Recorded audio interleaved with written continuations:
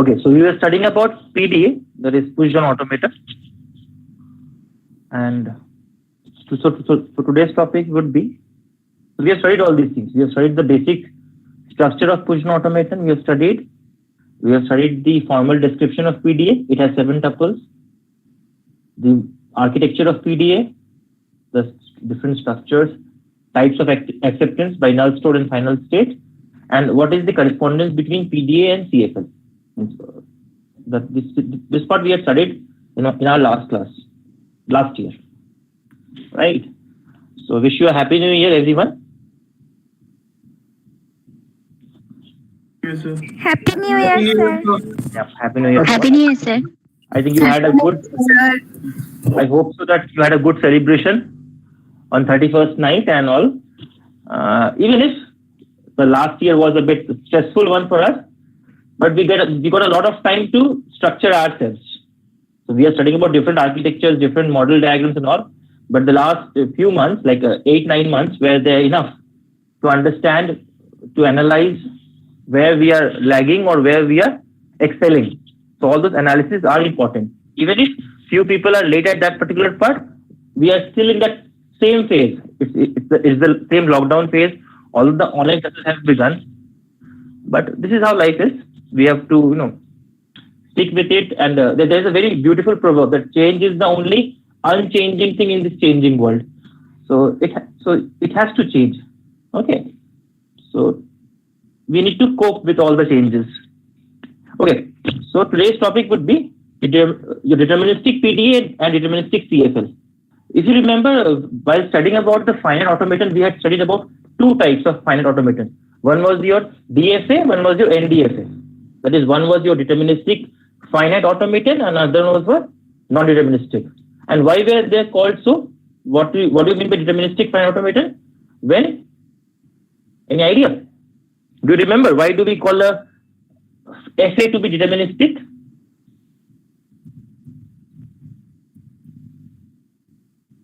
Not just that. Anything else? Finite state you will be reaching, that would be showing the acceptance of a string. But why will we call a FA to be deterministic in nature? Devarti is there? In our Yes, sir. deterministic FA? Sir আমরা যদি কোনো একটা particular ইনপুটের জন্য কোনো একটা স্টেটে বলে দিতে পারি যে এর জন্য পার্টিকুলার বি স্টেটেই যাবে, তখন আমরা সেই মেশিনটাকে ডিটারমিনিস্টিক বলবো। Absolutely. So based upon the input, if we are able to predict only one and just one state in which the transition will proceed, at that moment we'll call deterministic. Suppose I'm entering 0, and if I move to suppose from state A to B, then it's deterministic. But suppose if I'm entering 0 and there are 2 possible movements from A to B as well as A to C, there lies non-determinism. So now, what does PDA or deterministic PDA will mean over here? In our case, that for every A that belongs to sigma, and for every Q that belongs to capital Q, and for every Y belonging to gamma, and you know what all these all symbols mean. Sigma is your input alphabet or input symbol, Q is your set of states, and gamma is your gamma symbols on the push down store, okay, on the stack. So based on all these things, if delta of Qi Ay, that is Qi is your particular state pointed out by the read head, A is the symbol or string being processed and put on the input tape, and Y is the current symbol on the push down store, that is stack. If that delta transition has at most one implication. So if you have this particular delta transition on your left hand side, there will be only one indication on the right hand side. That is one indication of deterministic PDA. And second one is, if delta Q Ay is non-empty, then delta Qi null Y is empty. So these 2 conditions should hold for a deterministic PDA. As we know, there is one slight difference between PDA and FA. That is, in FA, null transitions are not allowed. But if you remember, in case of PDA, while having a transition function, in the middle we had this null transition. If you remember, we had a kind of transition where we had delta suppose Q1, null, suppose Z0. So that transition is allowed in PDA because null represented by either epsilon or cap, hat or caret, they are your accepted string or accepted symbol of CFL. That is PD. Okay. And the language that is based upon deterministic PDA is known as deterministic CFL. So if this is the concept of deterministic PDA and deterministic CFL, tell me, what do you mean by the non-deterministic? Give me an example of non-deterministic then. What will be a non-deterministic CFL look like, or non-deterministic push-down automata bear or have in it? Can you say? Now, if you imagine from the grammar point of view, if you imagine, people are still joining.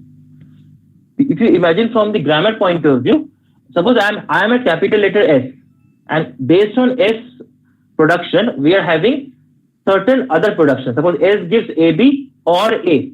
Now, when I am saying AB or A, this or is represented by vertical bar or pipe. So, what does it mean? That there are two representations, or there are two different ways in which we can apply our production. Correct? Yes or no? If I say S gives AB or small a or capital A, whatever, what does it mean? That we can apply either S gives AB or we can apply S gives A.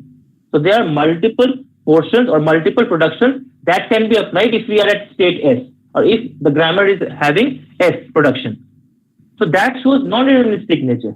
So if in our grammar, if we have such productions where on the right hand side there are multiple productions to be applied, then it is non-deterministic grammar, and then it will lead into non-deterministic PDA. Am I clear? Am I clear? Yes, sir. Yeah. Now next is parsing and PDA. We know what is a parsing process, if you remember. Parsing is also called as syntax analysis.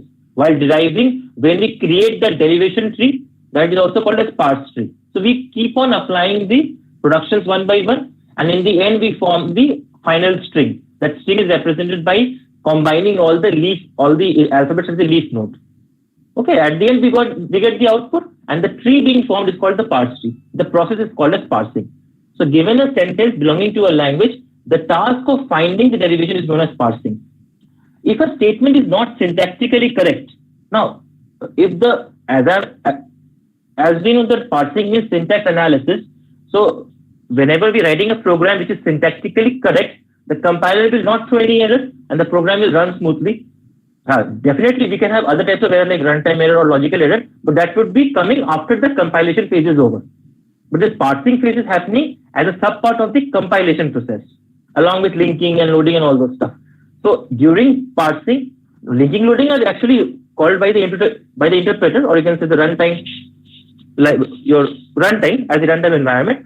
But generally, when you say parsing, it is basically the second stage. You will be learning in the compiler in the next semester. I told you previously also in compiler design that there are lots of multiple sub stages of compilation. The first being lexicon analysis, where we will be bringing the tokens. What are the different tokens of a particular expression? Then comes syntax analysis, also called as parsing, where based on those tokens, we will be building a parse tree or a syntax tree. So what I'm trying to say is that if the sentence or if the statement that we've written in our code that is not syntactically correct, then what will happen? There will be some problem with the parse tree, because the compiler will be getting a compiler error, and that should be thrown somewhere, right? So if a statement is not syntactically correct, it cannot be passed with the compiler, and then there will be the throwing of the syntax error. The module in the compiler that performs the parsing is known as parser, and parser is the module who does the parsing process and creation of the parse tree.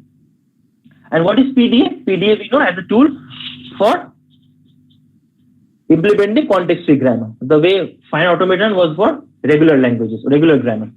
So if a word W belonging to a CFL L, so suppose we are having a word, or this word can be collection of different patterns, different input symbols. It could be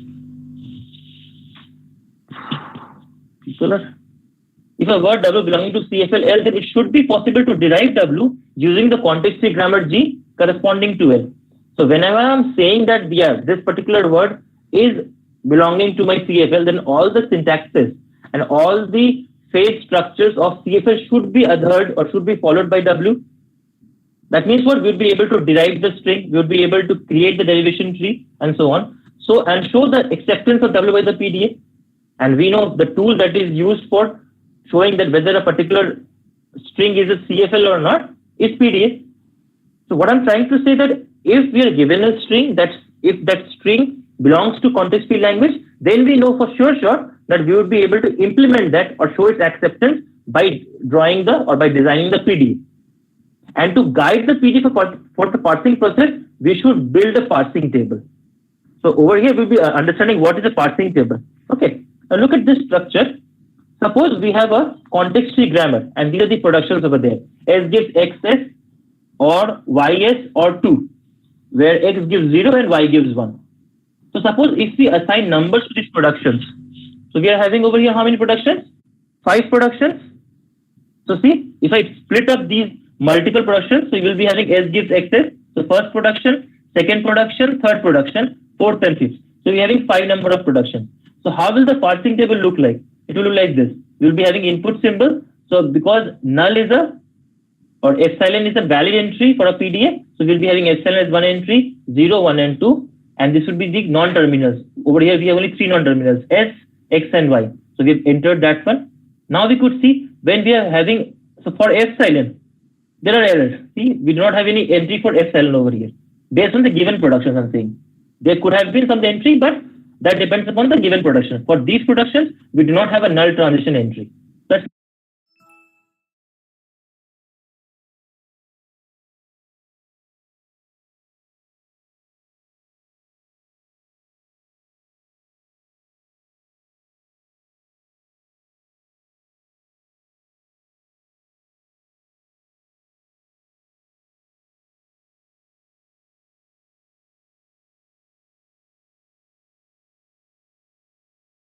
why will I choose the production P1? S gives access. That depends upon, suppose we have been given a string. I'll come back to the notes once. Table as we are applying the production. Suppose for case number 1, suppose the next symbol is 0. If our next symbol is 0 and the non-terminal is S, so that at that moment the production applied is S gives access. So over here, see, we have to have this 0 in the beginning, and for getting this 0, we are starting with S gives access. Correct? If you have to derive this particular string 0, 1, 0, 1, 1, 0, 2, so what are we doing? For this next symbol to come as 0, see, S gives X, we have begun with S gives access. Now when the next symbol is 1 and we are the non-terminal capital S, which production are we applying? We are applying S gives YS. Because we see from Y we are getting 1 and from X we are getting 0. So if my aim is to get 0, I'll be applying S gives access, and if my aim is to get 1, I'll be applying S gives YS. Am I clear what I'm saying? Are you understanding what I'm saying? Yes, sir. Next up, now this 0, if the next symbol is 0 and the non-terminal is X, suppose we are at X and we have to get 0. So definitely this is sure that only X gives 0 would be applied as production. So P3 will be holding true. Suppose if the kind of substitution that we want to make is from X, then only this production is only valid, X gives 0. Similarly, if we have next symbol as 1 and the non-terminal is Y, only this production is remaining, Y gives 1. And for 2, we have S gives 2. So these 5 productions are valid productions, and based upon at which non-terminal we are in and what will be the next symbol, we can apply these production chains. These are production chains. And all other cases, just because we have only 5 number of production rules or productions, that's why for all other cases, there should be error. Now, based on this, we can design our parsing table. So look, now see, based on this, so we have 5 productions. So for epsilon, we have all errors. For 0, so we can get 0. So S, if we are at S, if you want to get 0, you have to apply P1. If we are at capital X, we want to get 0, P3. See over here. So 0, S, P1, 0, X, P3.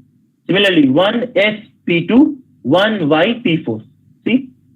1, S, P2, 1, Y, P4. And for X, it is error because from X, we cannot get 1. Similarly, for 2, only 1 is there. S gives 2. So P5. Others are error. This is called a parsing table. Okay. Okay, sir. Yeah. So you have to understand that whenever you have been given a particular string, you have to first, based on the derivation and based on the given grammar, we have to first see the different cases, and then we have to construct this parsing table, as you can see over here. Now, in a grammar, there is sometimes you have to understand that there is a choice of production to be executed next, and that is based on the next symbol. As you can see, we had S and X, both for 0 symbol, where had these two different productions. So what do we understand over there? That this particular formation or this particular derivation to 0 could mean two things. Either we can apply P1 or P3. That will entirely depend upon which symbol are we executing or which symbol is under scanner right now. Okay. So in a grammar, when the choice of production to be executed next is based on the next symbol, the parsing is known as LL1 parsing. It is called as LL1 parsing. Okay. Now, it may happen that the choice of production depends on two symbols instead of one. It may happen that the choice of production depends on two symbols instead of one, thus creating a grammar which is known as LL2 parsing grammar or LL2 grammar, and the parsing is LL2 parsing. The grammar is called LL2 grammar, parsing is LL2 parsing. So what do you mean by this one? So how will we say on seeing a particular grammar what is LL1, what is LL2? How are we saying that particular part? We are at a particular symbol, or what will be the next symbol? If that next symbol only 0 is important to us, then that means it is depending upon only one symbol. That particular parsing is known as LL1. So over here, was it LL1 or LL2? What do you think? This particular parsing table? Is it LL1 or LL2? Where are two symbols are there? Where are two symbols? We can only derive at one point of time, we can derive only one. No? If we are at S, we can only apply 0, and that is P1. Or if we are X, then we can apply for getting 0, we can apply P3. Only one symbol is here, see? There is no such ambiguity. Like suppose while deriving it, suppose we had XS. Then for X we had 0. So were there two possibilities for X? No. So it is depending upon only one symbol. That is what I am saying. It is following LL1. Why LL1? That the choice of production to be executed next is based on the next symbol. We want the next symbol to be 0. We are at S. So we can apply short one production. So there are no multiple productions here. Correct? সবকটাই তো LL1 হয়ে যাচ্ছে। এই গ্রামারের জন্য, এই কোয়েশ্চেনের জন্য। হ্যাঁ, LL2 কোথায় হবে?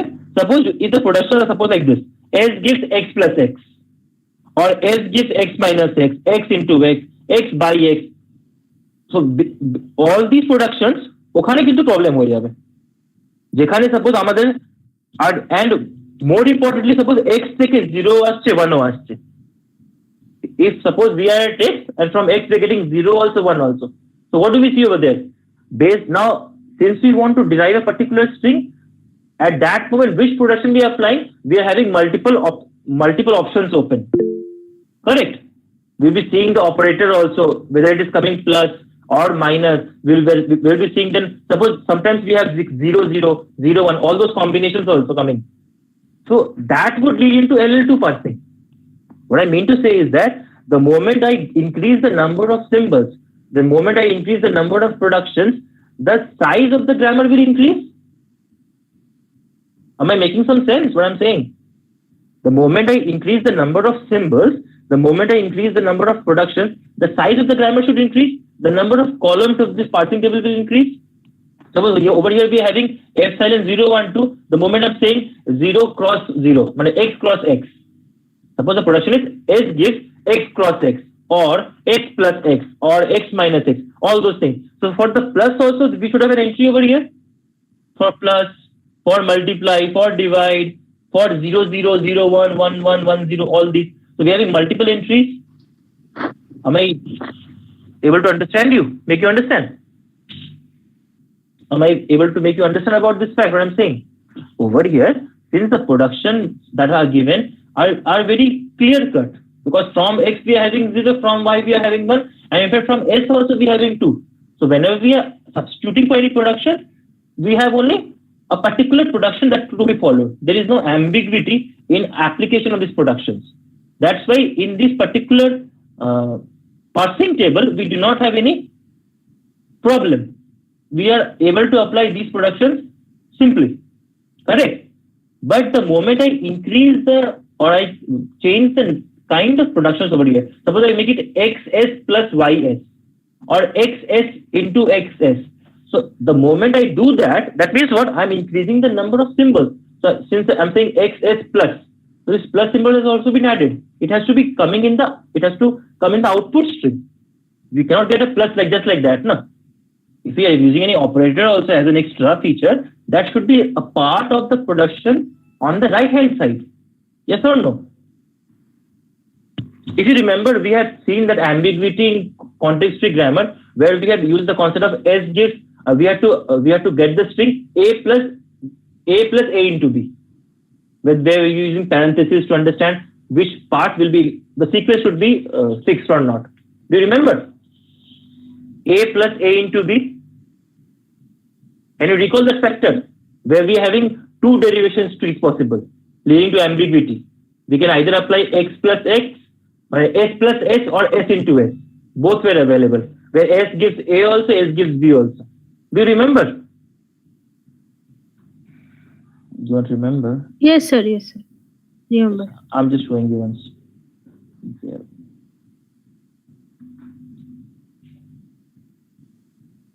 There were ambiguity in the context-free grammar. Look at this ambiguity. A plus A into B. Okay. If I do not apply, if I do not have brackets over here, so there can be multiple ways of deriving it.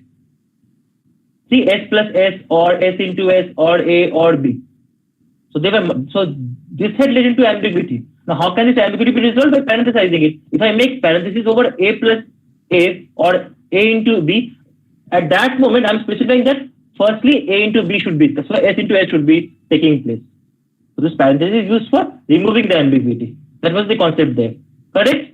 But you have to understand, see, this particular string at the end should have A plus A into B. Like more than the alphabets are there, but the operators are also part of the valid string. See, the operators are there as part of the valid string. That means what the operators will add up to the grammar. If we are having S gives S plus S, that means what? S and plus. These two are valid input symbols, just like A and B were. But capital S, although capital S is non-terminal, but they are valid, na? And they should have an existence, either in capital V or sigma. Correct?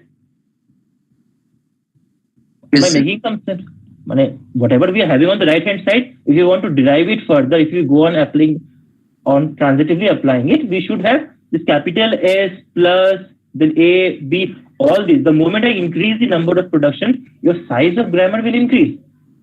Correct? And if your size of grammar increase, so you can have multiple possibilities opening up. Like over there, you won't be able to say sure which productions you're applying, because over there you have to, the permutations and combinations of productions and the size of the parsing table will also increase. Suppose whenever I'm saying this part, suppose I'm saying the production, suppose your first production is, suppose P1 is S gives X plus X.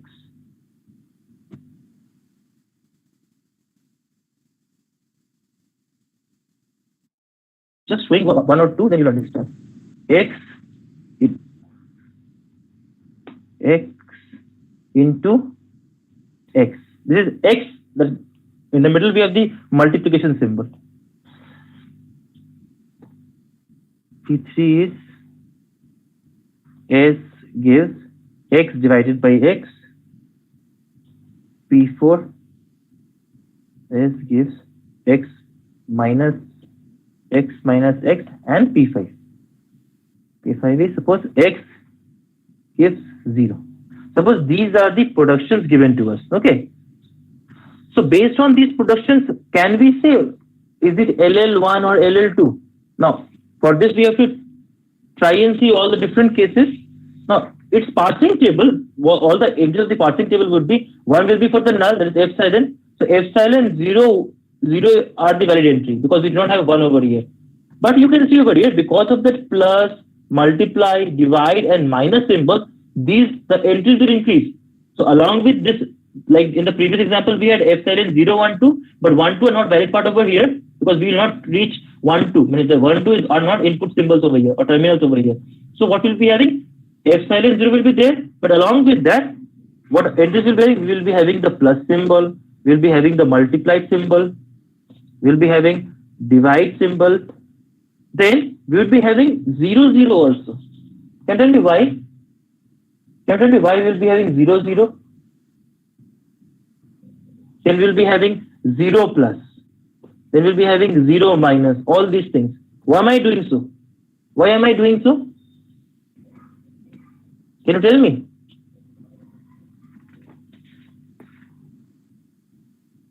Hello? Are you listening to what I'm saying? Why am I doing all these things? Answering is so simple. We will be having 0 plus, 0 minus, 0 multiplication, 0 divide, then plus, plus, plus, minus. So what I'm trying to say is that the moment I increase the size on the right hand side of each production, the number of columns in the parsing table will increase. And if that is happening, it will no longer be in LL1. It will be in LL2, it could be in LL3, LL4. So basically the concept of LLK grammar would come in. So if the size of the parsing table will increase, the size of the grammar is increasing, and so all interlinked. Because we are able to apply multiple productions at each time. And we won't be able to say beforehand which particular production will hold true for the next stage. Why are we making this analysis? Because we want the machine to do it automatically. You understand? Although whatever we are studying, we are studying manually, but our sole objective is that we have to code our machine in such a manner that whenever certain inputs are provided, the output should be produced in a very fault-tolerant manner with no human interventions included over there. That should be the objective of building an automated machine, a mechanized machine, which will be working on its own. Correct? So we have to see for all the possibilities. We have to see for boundary conditions. Then we have to see for all the different test cases should be there. The boundary conditions and in between the range. Every condition should be seen properly. The test suite or the test oracle should be designed very effectively so that in case any out of box certain inputs are provided, the system will be able to handle it properly, effectively. If you like in case of Java also you have a chapter called exception handling. So what has happened? That we know that there will be a arithmetic division by zero error. Suppose you are giving an entry, you're doing x divided by y. And suppose while taking input, you are taking y as 0. So what will happen for, suppose x is 5, y is 0. So the moment you go and solve 5 divided by 0, what is the answer? It's a division by 0 error. But we have an extra feature in Java, that is exception handling, where that program will not terminate abruptly. Like in case of division by 0, the program will end abruptly if you do not handle it using the try-catch block. Okay. But if you use the exception handling mechanism using we are encoding all those statements that might lead to an error into the try block, and then we have proper catch block, and then we have the finally block. So we have different blocks over there. Have you studied exception handling till now? In OOPS? Have you studied? Not in our class, actually. Class এখনো করায়নি। আচ্ছা সেটা আসবে, সেটা হয়তো আর এক সপ্তাহ 2 সপ্তাহ পরে চলে আসবে। আচ্ছা so what I mean to say is that maybe 2-3 দিন পরে চলে আসবে। Yeah, that is so by the next week or within 2 weeks the syllabus will be over, I guess. The kind of classes you're having every day. ওটা তো বেশি বললেন, maybe 1 week এর মধ্যে হয়ে যাবে। And তারপরে রিভিশন। Maybe. Nice. তো ভালোই তো। এক মাসে যাওয়া হচ্ছে, একদম তো এনপিটিএল এর কোর্সের মতন ব্যাপারটা হয়ে গেছে। হ্যাঁ স্যার একদম। এনপিটিএল থেকে মানে ফাস্ট, এনপিটিএল 12 উইকস নিচ্ছে, 8 উইকস থেকে 12 উইকস, তো গ্রেট। স্যার এনপিটিএল অনেক লম্বা স্যার, 8 to 12 উইকস লাগে। হ্যাঁ ওটাই তো বললাম, 8 to 12 উইকস লাগে। আচ্ছা ঠিক আছে, fine, let us not discuss about other subjects. Yes. Fine. Now, actually, why I brought the Java concept over here to just show you that we have two kinds of nomenclatures. One is error, one is exception. So if there is an occurrence of error, the program will terminate abruptly. When I say abruptly, it's called abnormal termination. That means at that moment, there will not be any other outputs or whatever statements will be there after the occurrence of error will not be executed. But if I use the exception handling mechanism and if I fit in or if I encode those statements that might lead into error into the try block by using the exception handling mechanism, then what will happen? The program will be terminating successfully, because if there is a division by error, division by zero error, then that would be thrown by the try block. It will be caught or it will be handled by the catch block, and then whatever statements you write or enclose in the catch block will be printed, and in the end the finally block will be executed. So what I'm trying to say, if we are dealing with errors by using the exception handling mechanism, because it has been all coded now, you're writing a program, the program has an error that occurs at runtime, the program will terminate abnormally. It is not a good practice. If you now use certain mechanism by which there will be the same, the error is same, but on the occurrence of the error, you are displaying certain prompt message, or you are displaying certain message to show that your machine has handled it effectively. So that's the beauty of good programming, isn't it? If you leave the entire thing on the runtime, that the JVM interpreter will throw the output, that's it, and it will not execute anything else which are after the occurrence of the error, or after the occurrence of when all the statements after the error statement will be overlooked completely, bypassed completely. To deal with it, we have this exception handling mechanism. Similarly, when we have multiple productions in our system, so whenever we are building a machine, we are feeding in certain inputs, and we are expecting that machine at the end will say whether that string is accepted or not, whether I have accepted by null store, whether I have accepted by final state or not. So all such instances, all the scenarios, test cases should be properly encoded, so that, because the machine has no intelligence. The way we program, the way we have the algorithm and implement it using our code, that will make the machine robust. That will make the machine fault tolerant in nature. What do you mean fault tolerant? I'm specifying it again and again. Fault tolerance is what? In case the machine do not know what to do at that moment, it should give certain prompt message and terminate in a normal manner. It's not like it has started hanging. The machine, there is no output, or suddenly the blue screen is like buzzing on the screen. That shouldn't happen. That shouldn't happen. There should be some prompt message displayed on the screen showing that this error has occurred, so please deal with it.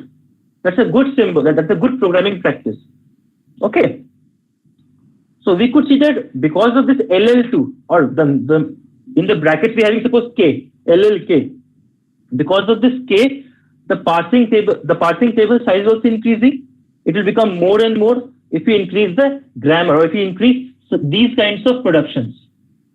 Because operators are increasing, because multiple chances, S gives X plus X, X into X, X by X, X minus X. So we are having so many options. Because of which, there are permutations and combinations are possible. We can have plus XX. We will be having, so although it will be, it could give me error, but we have to include them in the parsing table.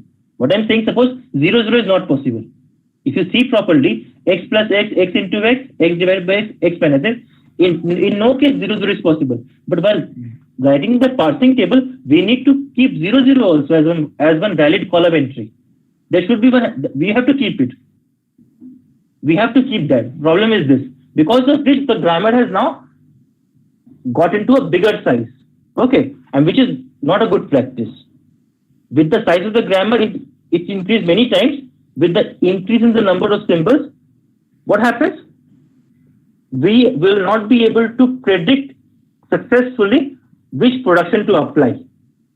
Okay. And then it is very difficult to handle such grammars. So the concept is, if the grammar name is LL within bracket K, the minimum the size of K, the better it is.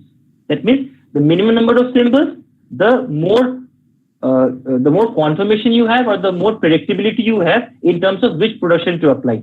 Like in this case, as we have seen the example, over here, we are having no ambiguity. If we are at S, we want to get 0, we are applying P1. If we are at S, we have to get 2, we are applying P5. So there is no ambiguity. And this is called LL1 grammar. But the moment I increase the number of columns, the ambiguity increases. First of all, the processing time will also increase because the number of symbols are increasing, and we have to see for all the entries. And in the end, we will be having the output. So it may happen that the choice of productions. So for that example that I have shown just over here, for this example over here, for these productions, we depend on two symbols instead of one. It might happen, thus creating a grammar known as LL2 grammar and the parsing known as LL2 parsing. Similarly, with the size of grammar increasing many times, with the increase of number of symbols, to be looked ahead to choose appropriate production, LLK grammar is formed where K is large. So generally, we are understanding the concept of LLK grammar. So LL1, LL2, LL3. So definitely LL1 is better than LL2, which is better than LL3 and so on. Okay, so if you increase the number of productions, if you think properly, suppose I told you that you have to see whether this string can be formed or not. Now, if I give this particular input, this particular desired input string to the machine, and I give all these productions, what does the machine do? The machine will be saying, since I want a 0, from where the 0, 0 can happen? The 0 can be happening for P1, the 0 can happening for P3, both. But now, what should I do? Because we have other string also, so we will be applying S gives XS. So this pre-assumptions or this prediction should be done keeping in mind all the productions. When the machine is making a state movement or a transition from S gives X, first it starts from S gives XS to 0S to 0Is and so on. So it has to keep in mind it has to keep in its memory all the productions now. Only then it will be able to apply that. There is a kind of memory, there is a kind of inference also, inference engine working, because it knows which productions are available and which productions might fit in over there. The moment I increase the number of productions, suppose in this case, so these are the productions. So now at this point of time, based upon the input, the machine has to think about all the different possible productions. It could be X plus X also, it could be X into X also. So we have to keep this in memory also. The size of the grammar is also increases because the number of symbols are increasing. Plus the tracking part is also very complicated for the machine. For us, we can understand, yeah, we have to get A plus A into, suppose we want to get 0 plus 0. So we will apply S gives X plus X, and then we'll apply X gives 0 2 times. So we'll be getting 0 plus 0. But for the machine, we have to encode all these things. So all this coding should be there. And the machine should be able to comprehend beforehand which particular productions to apply, so that in the end, step by step, we will reach towards the final output. Correct? Because of which it no longer remain LL1, it becomes LL2, LL3 and so on. Okay. And our objective is to minimize the value of K as to the minimum extent. Such a grammar is nearly impossible to handle, and we should reduce the value of K to as much as possible. So our objective is always to reduce the value of K so that it becomes easier for the machine to predict beforehand which particular productions to apply, especially in case of factoring, especially in case of recursion, all those moments. Because recursion also, we know, I told you previously also, there's a concept of well-defined recursion where there are basically two criteria. One is each time the recursion, so there should be a base criteria at which the productions, at which the function will not call itself. Recursion means what? A function calls itself repeatedly. That is function. That is a recursion. So there should be a base criteria or a base condition at which the function should not call itself.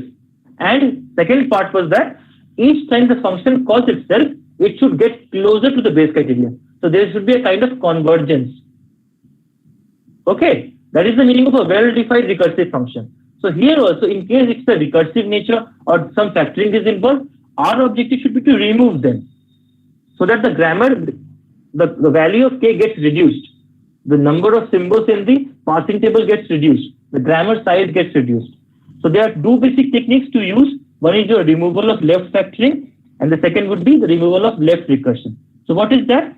Suppose if a context-free grammar contains two or more X productions, suppose we have X gives AP, AQ, AR, then these productions can be replaced by X gives AZ and Z gives PQR, where Z is the new terminal.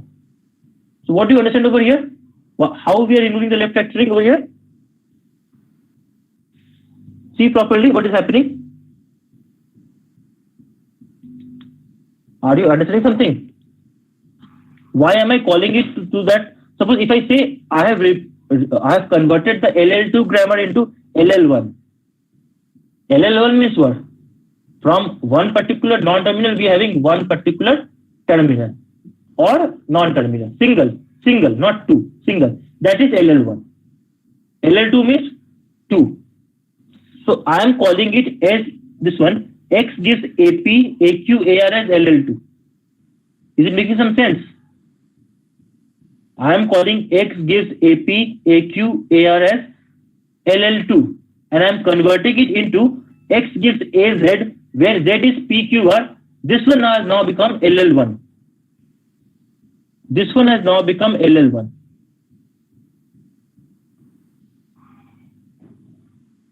Are you understanding what I'm saying? Sir LL2 কেন বলছেন? LL1 টা বুঝতে পেরেছি, LL3 না এটা মানে তিনখানা তো পসিবল কম্বিনেশনে যেতে পারছে, মানে AP, AQ আর AR, তাহলে 3 হবে না, এটা 2 হবে, মানে ওখানটা বুঝতে পারছি না।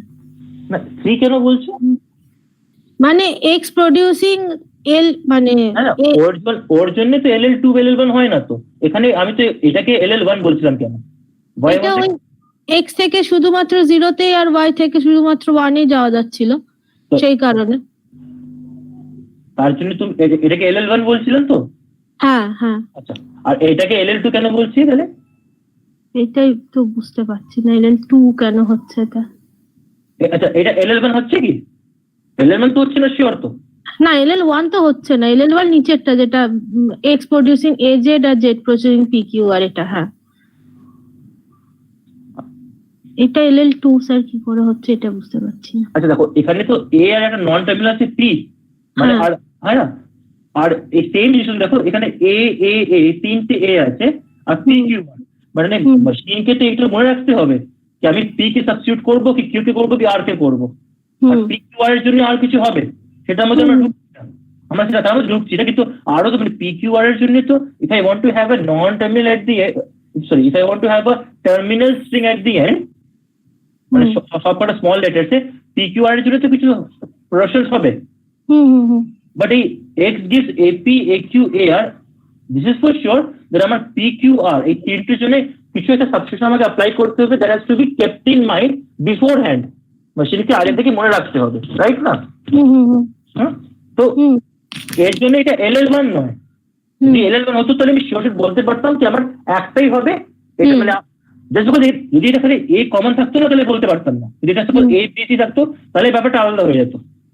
জাস্ট বিকজ দিস 3 আর A, সো ফার্স্ট লেভেলে তো আমি জানি A আছে, সেকেন্ড লেভেলে LL2 লেভেলে PU অ্যাপ্লাই করতে পারি, Q করতে পারি, আরও করতে পারি, তার জন্য LL2।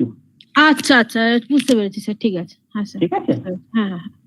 So this is the concept of left factoring that has to be removed by turning or converting these kinds of productions into these split productions where X gives AZ, that can be P, Q or R.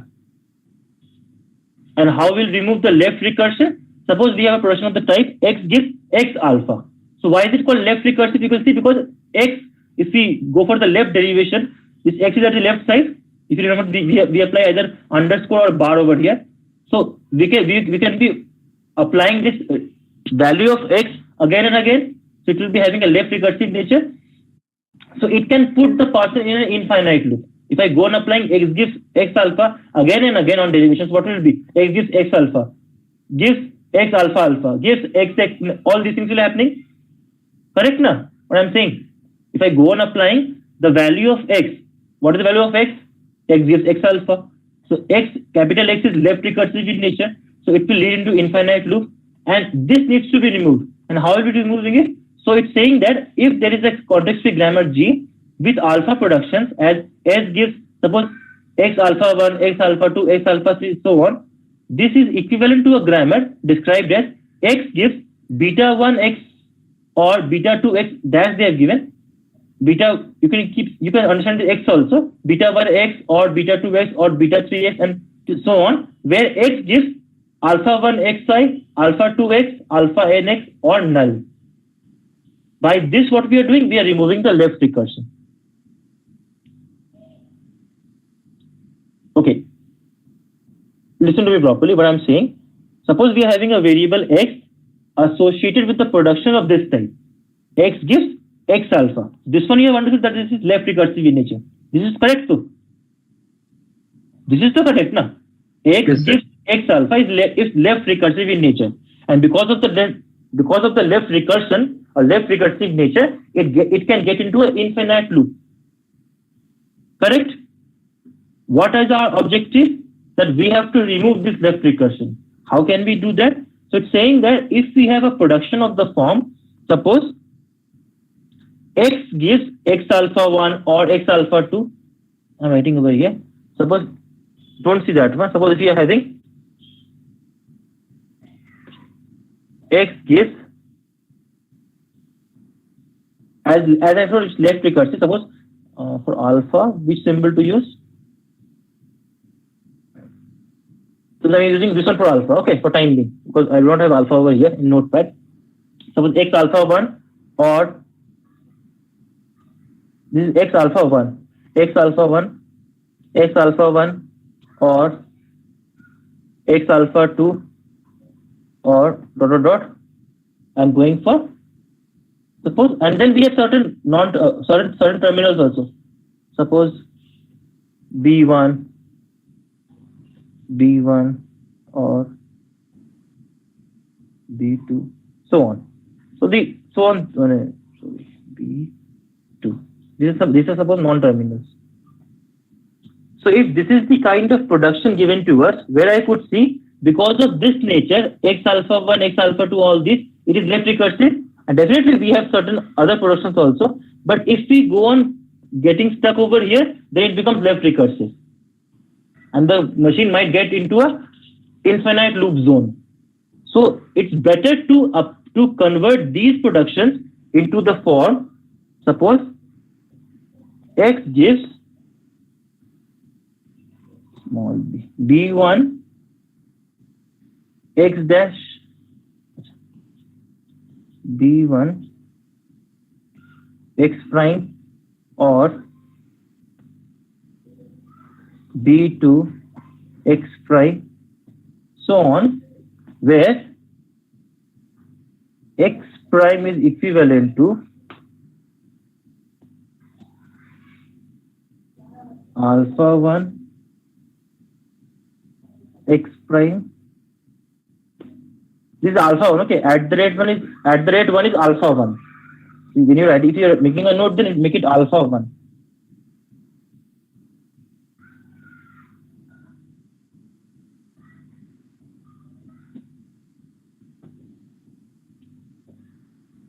F sign. So look at this one. So I've converted these productions into these two. So what do you see from here? Have I been able to remove the left recursive nature? See properly. The first line, the productions of that is been notified by x gives x alpha 1 or x alpha 2 or beta 1, beta 2 and so on, has been converted into x gives beta x dash, beta 1 x dash, beta 2 x dash and so on, where x dash is alpha 1 x dash, alpha 2 x dash or null. I have removed the left recursive nature. What I'm specifying is I have to remove the left recursive nature. Okay.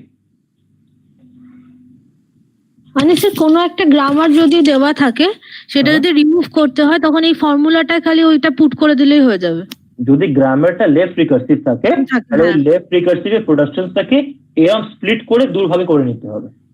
এই ফর্মুলাটা put করে দিলেই হয়ে যাবে। এটা করলে তোমার ওটা লেফট রিকার্সিভ মেথডটা চলে যাবে। স্যার এটা এক্সাম্পল দিয়ে একটু যদি দেখান তাহলে ভালো। এক্সাম্পলে আসবো। এবং জাস্ট থিওরি বলেছি তারপর এক্সাম্পলে আসবো। হ্যাঁ, একবারে যখন সাম সলভ করব তখন এক্সাম্পল দেখব। আচ্ছা ঠিক। আচ্ছা, next is parsing process. There are two types of parsing: top-down parsing and bottom-up parsing. Okay. Now, top-down parsing means what? Here, the process begins with the context-free grammar G and a target word W. The starting sentences from capital S is then taken, and we try to find out sequence of productions that generate the target word S. A sequence production মানে কি? আমরা transitive application production apply করে we have to check whether blue is being generated or not. This is called top-down production. So top-down parsing. We start from the starting sensation form and we go on applying different productions until unless we get the final word W. This is called as top-down. Correct? Then tell me what will happen in bottom-up. Bottom-up is key. We have seen these two steps, if you remember. We have seen the derivation approach and recursive inference approach. Can you recall? আমরা দুটো tree দেখেছিলাম, একটা top down tree ছিল, একটা ছিল bottom up tree. মনে পড়ছে? Top ডাউনে we started with the S and bottom up এ কি হচ্ছিল? কোথা থেকে শুরু করেছিলাম? String থেকে শুরু করেছিলাম। So same case, bottom up here the process begins with the context free grammar G and the target word W is taken. So target word W is ওই string থেকে শুরু করছি। By using transitive application productions in G in inverse of manner, we try to reach capital S. Last S ছিল না? Last capital S ছিল? মনে পড়ছে? হ্যাঁ স্যার। যদি আমরা S reach করতে পারছি, the word is successfully parsed. So in top-down parsing, we start with capital S, we go on applying production until unless at the end we check for all the leaf nodes. And if we add up the leaf node in sequence from left to right, we get the final string W. And in bottom-up parsing, we start from the string and we apply the production in the inverse order to generate what? Non-terminals. In the end, if we get capital S the non-terminal at the last level, that shows that based on this bottom-up parsing, the string has been parsed. That was the recursive inference approach. Okay, so how do you design a top-down parser? So there are certain steps that should be followed while designing. Suppose for a given grammar context, we know that a grammar is a 4-tuple, non-terminal set, this is terminal set or terminal symbol, productions, and starting sentential form. A top-down parser using Push-down automata M can be defined as follows. In the first step, we have to remove the left recursion, if any exists. It's not that every time it will be existing, but you have to first check whether left recursion exists or not. If it exists, so you have to apply that rule that we have just discussed. Correct? Correct. So that rule you have seen, no? This rule I've shown on notepad. You have to apply this rule. If we have left recursive grammar, we have all the productions are there which shows left recursive nature. We have to remove this left recursion nature by splitting up into these two. Okay, that is the removal of left recursion. Step 2, we will be going for removal of left factoring, if any, from P. Then step 3, since the PDA takes one symbol at a time, we have to reduce the given grammar from LLK to LL1 type. So our objective is to reduce the value of K to the least possible so that we finally come up to LL1 grammar. Step 4, this is the theory part, this is the algorithm. I'll be coming to an example, then you'll be understanding better. Step 4, now design the PDA M as follows. For every production of this type, capital X gives alpha in P. For these kinds of productions, make a transition function delta, Q is the state at the read head, comma, null, comma, alpha, that will be translated into Q, comma, alpha. So if we are having these kinds of productions, capital gives small, then that will be converted into these kinds of transition function. For every terminal A that belongs to sigma, make a transition function. So for this one, small a belongs to sigma. For these transitions, what will be having? Delta Q, comma, A translated into Q, comma, null. So we have to consume it. We have to consume the terminals. Okay, Q, comma, A will give me Q, comma, null means what? We are consuming it. If you remember the concept that 0, 0, 0, 1, 1, 1, we were putting in 0, 0, 0, 1 by 1 to the stack. And the moment 1, 1 came, we were popping it out just to show the equal number of zeros and ones. Remember the concept? Do you remember? Like Yes, 0 cube, 1 cube. So how were we checking the same number of zeros and ones? We were pushing zeros in the stack, and the moment 1 was encountered on the input tape, we were popping out 0. So at the end, if we are seeing the input tape is empty and the stack is empty, after all the transition has been applied, we can say that we had equal number of zeros and ones in the string. Similar concept. And over there, if you remember, we had these kinds of conditions. Q, comma, null. Q, comma, null was showing popped out. One symbol has been removed. Next, to put the starting sentential from form S in push down store, make a transition function delta Q0 comma epsilon Z0 into Q0 comma SZ0, where Q0 is the initial state of PDA. Where in case we want to put the starting sentential form onto the stack, we have to make this transition function. That's delta of Q0 epsilon Z0, where Z0 was actually the explicitly put inside initial symbol, or this is the initial push down store symbol Z0. So now this will be converted into Q0 comma SZ0. So we are adding up that production for the sentential form S into the stack. That S has been inserted into the stack, pushed inside the stack. And to indicate the end of the string, this dollar sign is shown as the end of the string. So this marker is used to remove Z0 from push down store to make the stack empty. And for this, the transition function should be delta of Q dollar Z0 will be now converted into Q comma epsilon. So what will it do? It will remove the initial symbol Z0 from the push down store. And at the end, we will be showing that the stack is empty. Okay. Put these functions in a set of transition function in PDA. So once for all these productions, we have their corresponding transition functions. And if you remember, this transition delta is one such tuple of the 7 tuples of PDA. We have to put them all, bind them all together to form delta. So once that is done, we will be able to convert, or we'll be able to design the top-down parser. Okay, let's see a question. Then I think the understandability will enhance. Question says, design a top-down parser for a CFGG and parse the word AA BBA. These are the given productions. S gives AX or BY, X gives B or AYY, and Y gives A or BXX. Okay, so we have to design the top-down parser. So let M equals to the 7 tuples I mentioned, Q, sigma, capital gamma, delta, Q0, Z0, and phi. We require PDA that acts as top-down parser for G. Now, the transition functions will be, if you can see properly, what are the transition functions from here? What do we see? What will be my initial transition function? Now, initial means what? There should be null on the input tape and Z0 on the stack. If that is the case, then what will we do? We'll be having Q0 as Z0. Do you remember? From here, this one, see? Number C. Correct? So, if we have epsilon on the input tape and Z0 on the stack, we will be converting into Q0 comma SZ0, because S means the sentential form for the starting production rule. Starting symbol, na?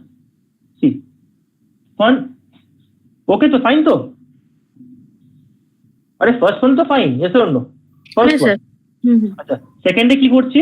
Second এর জন্য delta of Q0 comma A epsilon. Suppose if we have A on the input tape and the stack has null. The stack has null, suppose. So what will we have?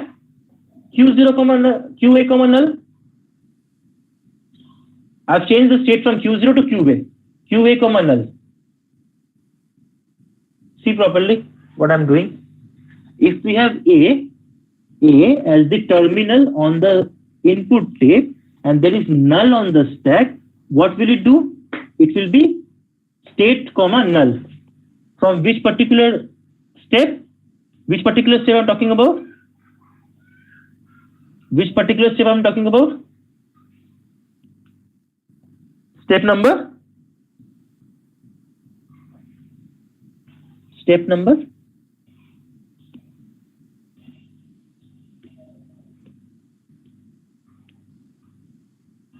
Everybody is quiet. Step number? Are it's somewhat step number B. Step number B. It's step number B. It's step number B, huh? I said on the input tape we have A. In the sum which we are doing over there on the stack we have epsilon. But that is not our concept. Our consideration is always on the input tape. Based on the input tape entry, we push or pop from the stack. Correct? So, what do we process the symbol on the input tape, and based on the value of it, we either push or pop from the stack. Correct? So, if we are encountering or executing a terminal on the input tape, then that has to be consumed. I told you now. So we apply q comma epsilon. See, if we have terminal on the input tape, we are consuming it. Similarly, if we have null on that one, and if S is there, then what do? Suppose we have empty. The particular input tape is empty, and we are the static sentential form. So what can we have? We can have QA comma AX.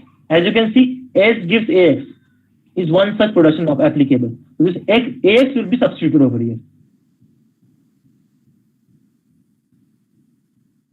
Similarly, if we have QA epsilon comma small a, QA epsilon comma small a, it will be Q0 comma epsilon, similar to this one, similar to R2. R2 and R4 are similar. The difference only being there we had a terminal A, and here we are having epsilon directly. Correct? Am I making some sense? Or nothing is understandable? Nothing is understandable? Or something is, at least something is getting inside your head. We have these productions. Our objective is to define delta. Because once I told you this is capital P for grammar, capital P, and for FA or PDA, your delta. These are very important because after, except these, all the other tuples can be defined straight away. There is capital Q, capital B, all these things, or your gamma, sigma, all these can be defined straight away. But only capital P for the grammar and delta, that is transfer function for the tools, PDA, FA, and all those. These are somewhat tricky. Actually, these are the main thing. These shows that if we are a particular state, where we can move, which transition we can apply, which production can we apply. So these are the most important part. These are the most important rules that should be followed. Let's see. For suppose if we have Q0 B epsilon, same thing QB epsilon, R5 is similar to R2 because AB. What does AB over here means? AB means what? Symbols on sigma. Symbols of sigma. Okay. So if these symbols of sigma are there on the input tape, we absorb it because these are terminals. If it is terminal, then we are absorbing it. Okay. Then if we have null, then we have to check what is there on the stack. If S is on the stack, one time we had AX, now we are having BY because AX and BY are two such productions possible. S gives AX and S gives BY. So for this one, QA epsilon comma S, we have QA comma AX, and for this one, QB epsilon comma S, we have QB comma BY. Okay, this one is fine. R7 I think is fine. R8. Now look at R8. R8. Y gives A. This is composed into this one. Q0 comma epsilon comma Y. So since Y gives A, so we are pushing A onto the stack. This Q0 has become QA and this Y has been processed. Or we can say this particular production that was generating me A has been successfully taken. Correct. And another from Y we also have BXX. So see, Q0 epsilon Y will also give me QB comma BXX. Is it making some sense? What are we trying to do? For each production, we are trying to map its corresponding delta. Okay. So over here, we are having 1, 2, 3, 4, 5, 6 productions. Now, these 6 productions has been converted into how many? 12. 12 such transition functions. Why is it coming 12? Because we have to keep in mind our nulls also. No? The starting sentential form. Then what in case of small a is happening here also for Y gives small a, and what if we are at capital S and we have to have small a? What in that scenario? So all those things have to be included. Next up, see, suppose for X gives B and X gives AYY. So see over here. So QB comma epsilon X. So X gives B and Q0 comma epsilon comma X gives AYY. And this one is for the last one when we have the empty input tape, empty stack, then we are just removing the Z0 also. This Q0 comma epsilon means we are removing the Z0 as well. This is also being popped out because this one has been explicitly put by us in the beginning to start the processing. Z0 was put on the stack and the state that was that was pointed by the read head was the Q0. That's why if we have Q0 null comma Z0, we will be having Q0 comma null. Okay, although this particular symbol dollar is actually specifically used to indicate that we have null on the input tape. Okay, the dollar sign is showing the null on the input tape. So after this is done, we will be specifying the 7 tuples. So we have this Q0, QA, QB as the 3 different states. Sigma has A and B as the 2 different symbols. QAB and dollar sign, because this dollar was a part of the input tape. And gamma has S, A, B, X, Y, Z0, because these had formed the part of the stack.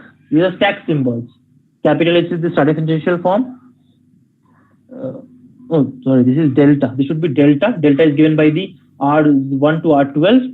Q0 is the starting state. Z0 is the starting potential symbol. And phi is the phi indicate what? We are accepting it using the null store concept. No final state concept, null store concept. The stack has to be empty, null. And if you want to see this one, you have specified by designing the top-down parser. And now we have to see whether whether the string AA can be parsed or not. For this, you have to generate the table. Okay. So let's see for the string AA.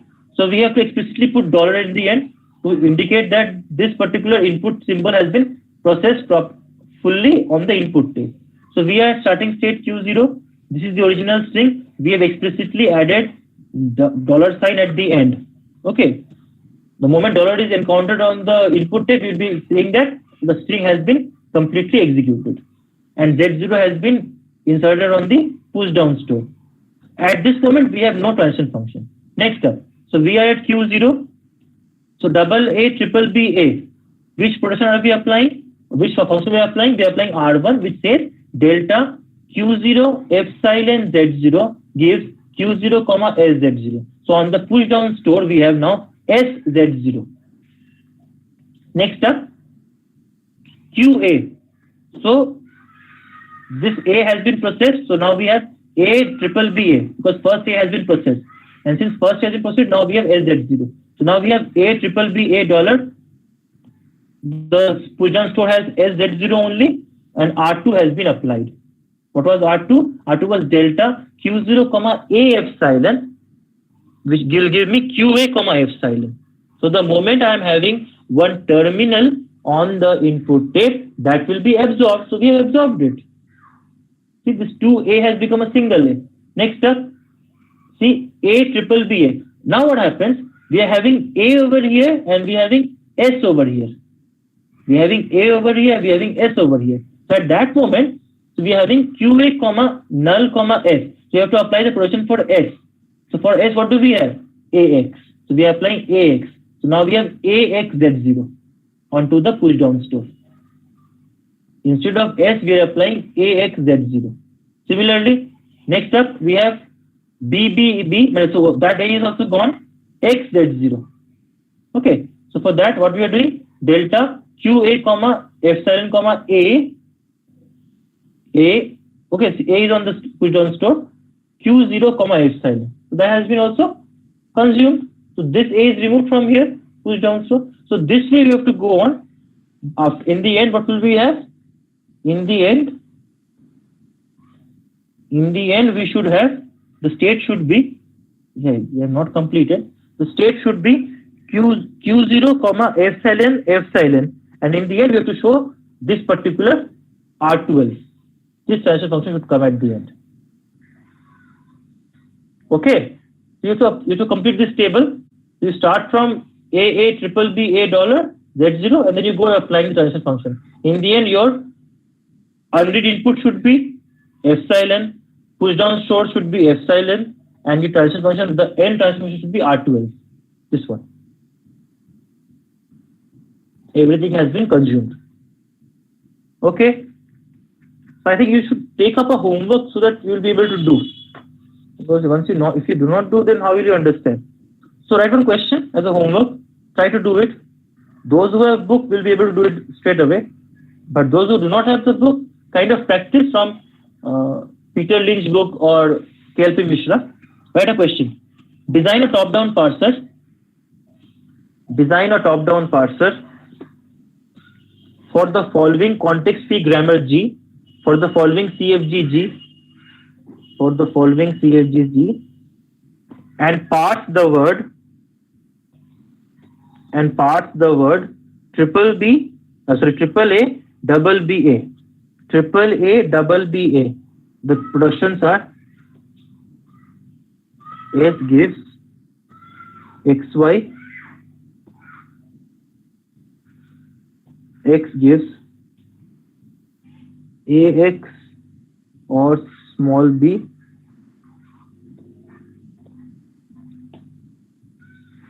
Y gives small b capital Y or small a. So you have to design a top-down parser for the following context-free grammar G, and you have to parse the word triple A double BA. These are the capital Y to capital Y gives BYA to. It's a capital Y. Sorry, capital Y. ठीक है? Capital Y.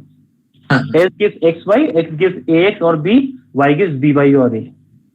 So you have to design a top-down process. This will be smaller than the previous one. This will have R11. This will be having R1 to R11, 11 number of transition functions. Okay. So try. Let's see what if you could do or not. So next up is designing of bottom-up parser. Designing of bottom-up parser.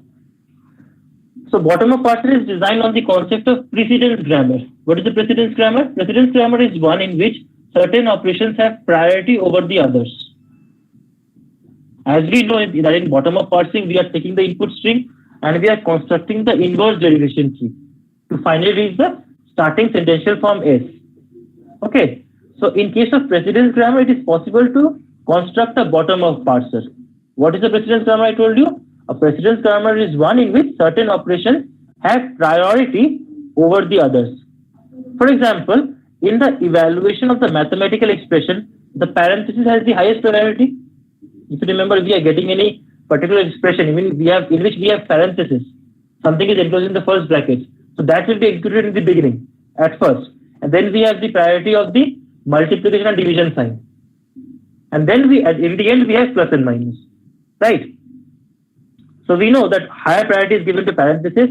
Next up, we have the division and multiplication sign. And finally, we have for the plus and minus symbols. A bottom-up parser is a shift-reduce parser. So there are two operations in a bottom-up parser. One is the shifting part and is the reducing part. In the shift operation, a symbol is pushed into the stack. And in the reduce operation, a string on the top of the stack is replaced by a variable or a null string. So there are two operations in a bottom-up parser design, shift and reduce. In the shift operation, one symbol will be pushed onto the stack, and in the reduce operation, a string on the top of the stack is replaced either by a variable or a null string. To enable a machine to make automated decision, a relation table is constructed between X and Y, where X is the symbol on top of the PDA stack and Y is the input symbol. So we have to also take care and design the relation table also. The relation is precedence relation, which if exists, then the operation performed by the machine is reduction, otherwise shifting is done. So if we have a precedence relation, then we'll be applying the reduction operation, otherwise we'll be just going for shifting. Shifting is what? Just pushing one into the stack. And reducing is what? Replacing the variable on the stack either by a variable or a null string. Let's see. Suppose for a given context-free grammar G, the bottom-up parser can be designed as follows. For every production, capital A gives alpha. In the production set P of G, the corresponding transition function is, what will be the transition function? Delta of q comma epsilon comma alpha r. Basically, alpha r is the reverse of alpha. Suppose if alpha is small a, small b, b, what will be alpha r? b, b, a. The reverse of alpha. Because reverse is what? Suppose in the palindrome also. Suppose we are writing MAD mad. What will be this reverse? DAM dan. Right? So alpha r is the reverse of alpha. So the corresponding transition function for these kinds of production, A gives alpha would be delta q comma epsilon comma alpha r will give q comma a. Clear? Where alpha r is the reverse of alpha. And for every alphabet small a that belongs to the character set sigma of g, the corresponding transition function would be delta q comma a comma null or epsilon will give q comma a. So if we have any small letter alphabet that is belonging to this input symbol, then we'll be having these kinds of transition function. P1 performs the reduction operation, whereas P2 performs shifting operation. So these two rules should be kept in mind while doing the bottom of parser design. And other transitions for removing S and Z0 from stack are also considered. Okay, so let's see. Suppose we have to design the bottom of parser for the following grammar. This is the grammar given to us. S gives S plus A, S minus A gives A into B, A by B, A divided by B or B, and B gives parenthesized S or small a, B, C, D. These are the given productions. Now we have to firstly design the bottom of parser, and then we have to parse the word A plus B into C minus D. So firstly we have to map the transition function to its corresponding delta. So see, for the production S gives S plus A, what will be the transition function? Delta A comma epsilon comma capital A plus S. This is alpha R. S plus A was alpha. This is alpha R, right? This one is alpha R, so? Yes, sir. Okay, and what will it give me? Q comma S. We had S gives S plus A. So over here, S can be treated as capital A, if you see this properly. So Q comma epsilon comma alpha R will give me Q comma capital A. For which production? For A gives alpha. So alpha will be alpha R on the left hand side, and capital A is the production's left hand side non-terminal. Over here that we have capital S. So S gives A plus S will become, or S plus A will become just the inverse over here and S over here. The same thing has happened. So S plus A's inverse is A plus S, and S would come over here. Similarly for S minus A, it would be A minus S and Q comma S. S gives A will be A over here, S over here. Okay. Then A gives A into B would be B into A on this side and A on this side. So similarly, you have to form for all these given productions. We are having 11 productions, so we are having 11 number of transition functions over here. So these are happening for directly. But now the PDA transition functions corresponding to all the alphabets. Now we have to think about the alphabets one by one. So what are the alphabets? Suppose T12, delta of Q comma plus comma epsilon. This would be giving me Q comma plus. If you see step number 2, what is being said in step number 2? For every alphabet that belongs to sigma, Q comma epsilon will give me Q comma A. So whatever was there on the input alphabet will be pushed onto the stack. That is what happening over here. Q comma plus comma epsilon, Q comma plus. Minus epsilon, minus. Cross, cross. Division, division. Fine. Then A, Q comma epsilon, Q comma A. B comma epsilon, Q comma B.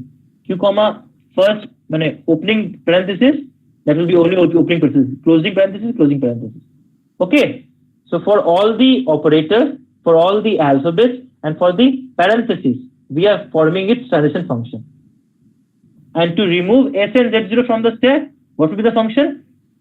Delta Q comma dollar comma S gives Q comma epsilon, and delta Q comma epsilon comma Z0 will give me Q comma epsilon. So if we read the dollar sign, which we have explicitly put at the end of the given string, then we would be consuming it, removing it from the stack as a q comma epsilon. And if we have z0 on the stack existing till now, that will be removed. So q comma epsilon.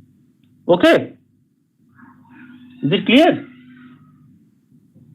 So after that is done, after the delta is being formed, now we'll be checking how the particular string a plus b into c minus d is parsed using the bottom of parser rule.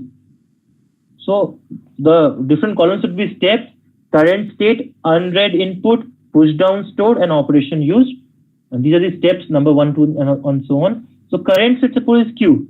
What is the unread input? So we'll begin from the string. Since we are doing the bottom of parsing, we begin from the string, and in the end we reach what? We reach towards the, what is the objective? In the end, what is the objective? In the bottom of parser, we have to reach the starting sentential form capital S. So in over here, starting sentential form will be reached, and that would be in the end removed, so that at the end the PDA is empty, so that we can say that the string has been accepted by the null store. So let's see. Suppose we have a plus b into c minus d. So we are explicitly putting the $sign on the input tape. Push down store has z0 and there is no operation used. Now suppose, since we are having the first parenthesis opening over here, so what is it? It has been pushed onto the store. I told you now, used on which particular function? T16. T16 has an opening parenthesis. What do we have on the store? Opening parenthesis. See T16, is it visible? T16 has what? Delta q comma opening parenthesis comma epsilon will give me q comma epsilon. This q comma epsilon means what? This is the entry on the push down store. So see, we had an entry of opening parenthesis that has been pushed onto the push down store. This is a shift operation. Just a shift operation. There are only two operations possible, shift and reduce. So now we have just shifted it. What is the meaning of shift? Shift means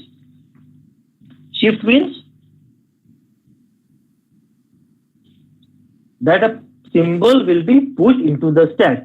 Reduce means that a string on the top of the stack is replaced by either by a variable or a null string. Okay, so here just because we have reached a symbol, that will be pushed onto the stack. Secondly, what do we have? We have a. Again, it's a terminal, so it is again pushed down on the store, or it has been pushed into the push down store. Next, we have plus. Since we are coming for a plus, what will we have? We'll go for a reduce. We'll go for a reduce now. And while reducing it, what will we do? We'll be replacing it with this corresponding production. Now, if you see properly, for this small a, what is the production available for the small a? For the small a, we have capital B. And no else, see? Nothing else. For small a, we have capital B. Correct? So, this one. Number T8. Q comma epsilon comma A will be Q comma B. So, see over here.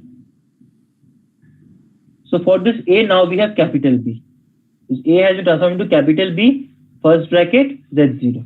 This is reduce. Okay, next up, Q plus B into C minus D. Now this capital B has been further reduced into what? From B, what are we getting? From B, we are getting capital A. From B, we are getting capital A. Why capital A? Can you tell me? Why we are getting from B capital A? Why is it called reduced? Any idea? T6 apply করলাম T6 yes T6 okay fine so mane shift, then we have got the reduce, and now we have transformed B into A. So this is again a reduce. Next up ওই A থেকে S এ আসবো, আবার reduce, ওই A থেকে আবার S এ আসবো, আবার reduce করছি। কেন, মানে why are we doing all these things? Because we have to process this plus symbol, and this plus symbol is not a part of capital B. This plus symbol is not a part of capital A. It is a part only of S. So generally we have to go from B to A, then to S. Correct? Why are we not going from B to because this parenthesis is no more existing. This parenthesis has already been processed. That's why we have to go from B to A and then subsequently to S, so that this plus can be met and can be processed.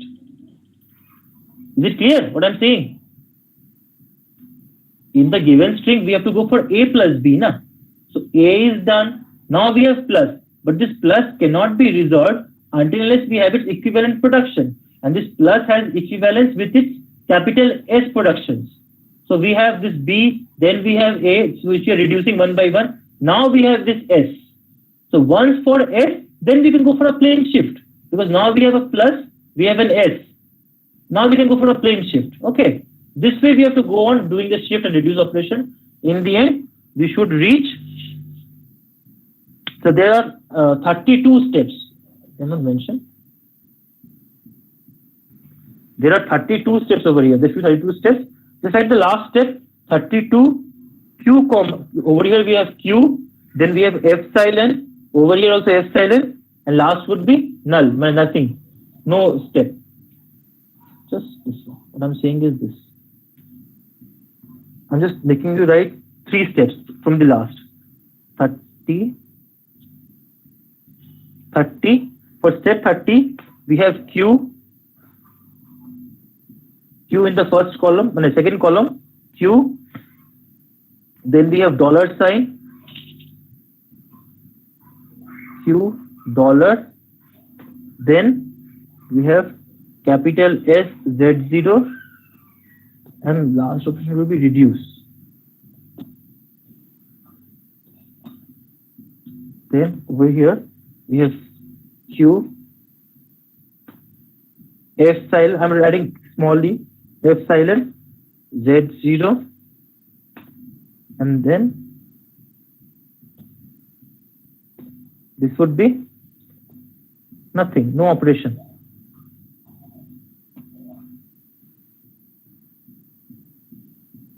And for the last step, 32, we have Q, epsilon, nothing. Okay, just write these 3. And have you received this particular note? Everybody now? Till now? Did you receive the note? When I collected the note from your seniors? Wow. Nice. So this way we have to design the bottom-up parser.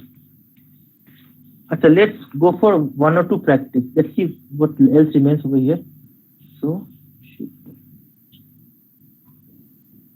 I told you about this, that we have to remove the left factoring, left recursion, left factoring removal, left recursion removal. So this we had this one. So you can see over here. So the original contextual grammar with left recursion will have to be converted into its equivalent grammar without left recursion. Okay, now? And then these are the top-down parser steps. I discussed all these steps with you. Bottom-up parser steps.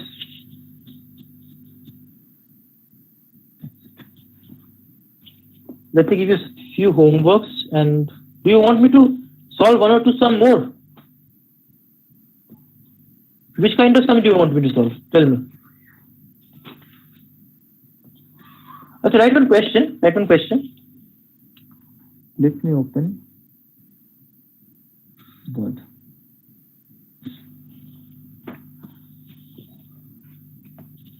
Write the questions.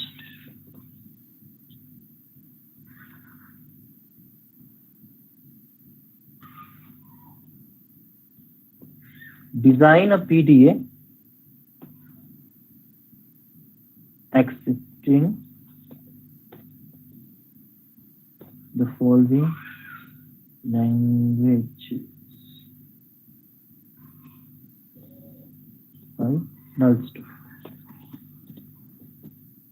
Question says L equals to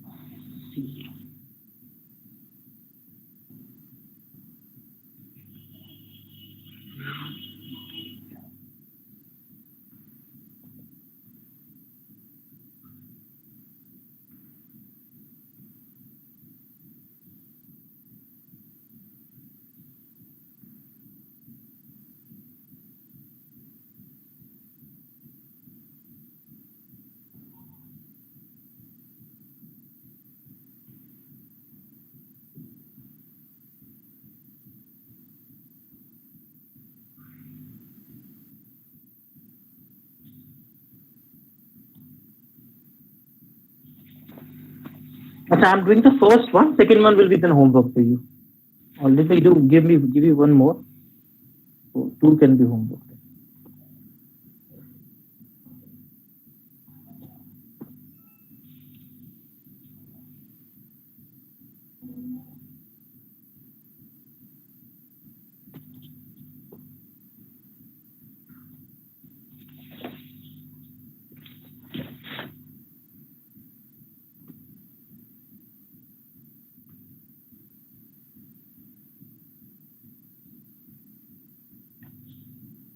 So what I'm doing for the first one, I11. So we have to design a Fusion automation accepting the language by the null store constant. Okay. So for us, we know we have to find out the transition function delta. Okay. So what will be the transition function? Transition function. Transition function delta for PDAM is defined as follows.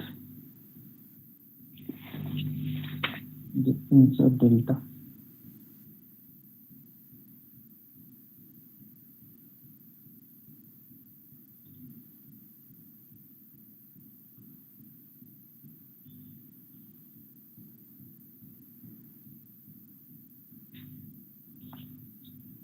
So first delta would be, now see, it is saying a to the power m, c, b to the power m. So q0, comma, a, comma, z0 will give, we have that symbol? Yeah. Will give delta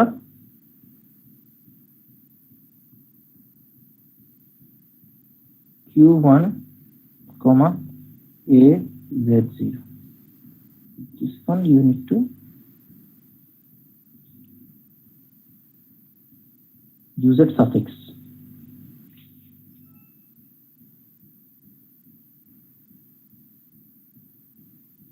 Okay. Next up, delta q1, comma, a. What will it give?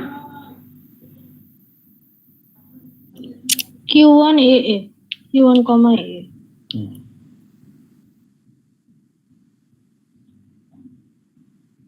Delta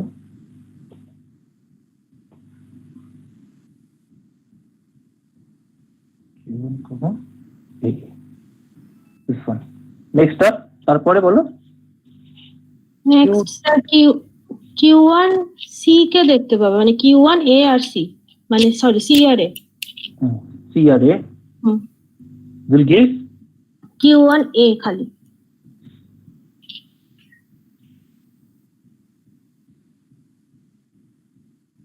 q1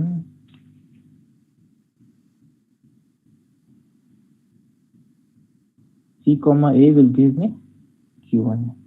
We can make it q2A. Next, q2BA. Q2BA will give Q3 epsilon.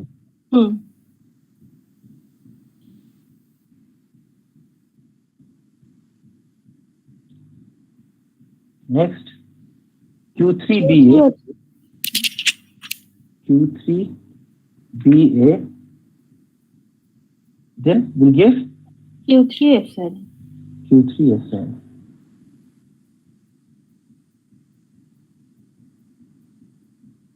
Our last one. Q3 epsilon Z0.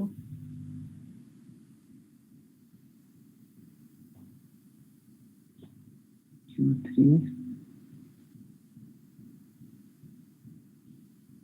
epsilon Z0. Z0 will give final state. QS QF Z0. epsilon. epsilon না? আচ্ছা epsilon. epsilon তো remove করতে হবে। ওই final স্টেটে বলেছিলেন Z0 টা থাকতে পারে এরকম কিছু একটা। থাকতে পারে কিন্তু আমরা তো রিমুভ করতে পারছি। হ্যাঁ পারা যাবে না? হ্যাঁ ঠিক আছে। তো এইভাবে আর দুটো করতে হবে, these two homework. So I guess try to read something from the book, then it will be helpful for you. Okay, there are lots of sums to be done. So check the questions from KLP Mishra or Peter Lynch, whatever book you have, or if you have CK Naspal or any of your friends has, so kindly ask them to just share the questions with you, exercise questions or solve numericals. Fine. So shall I disconnect for today? End the class? Yes, sir. Okay. Okay, sir. Thank you, sir. Bye. Thank you, Thank you, sir.